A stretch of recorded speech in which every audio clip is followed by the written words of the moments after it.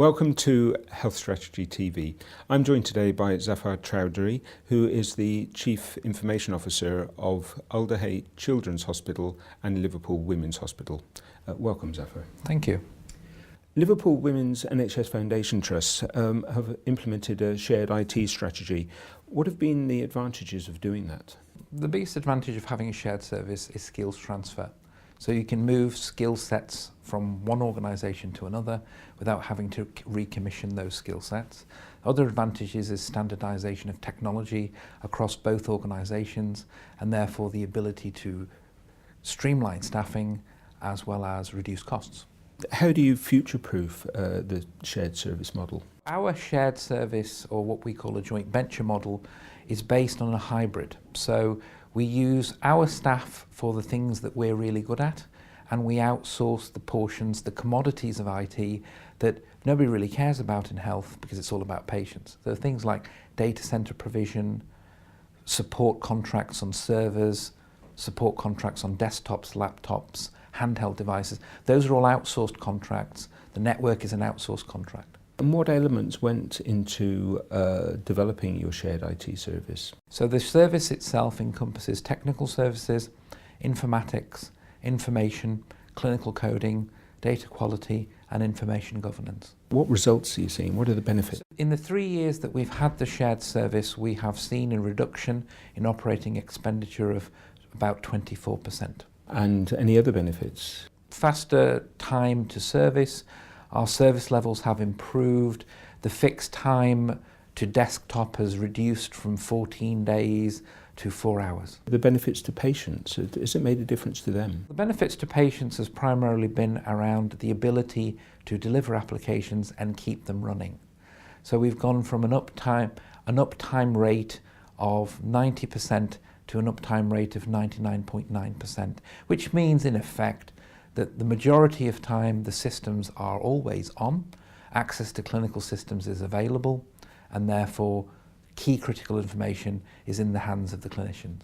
And you've been here at the Healthcare Strategy Forum giving a presentation. What were the salient points of that presentation? What I was trying to get across to the audience was that when you're trying to build a new service and transform the way in which IT delivers benefits to the organisation, the key factors to look at are first your people, then the processes that you run, and finally underpin it by the technology. That was the key message. And how have the staff within the FT responded? Have they embraced the technology and the approach? I believe there's a 50% rate of embrace and 50% rate of resistance.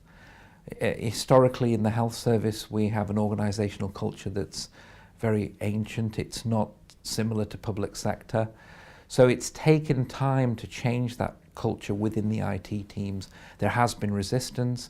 We have had to take the hard decisions about changing the way in which the teams are structured, which has affected people's jobs, which has caused problems.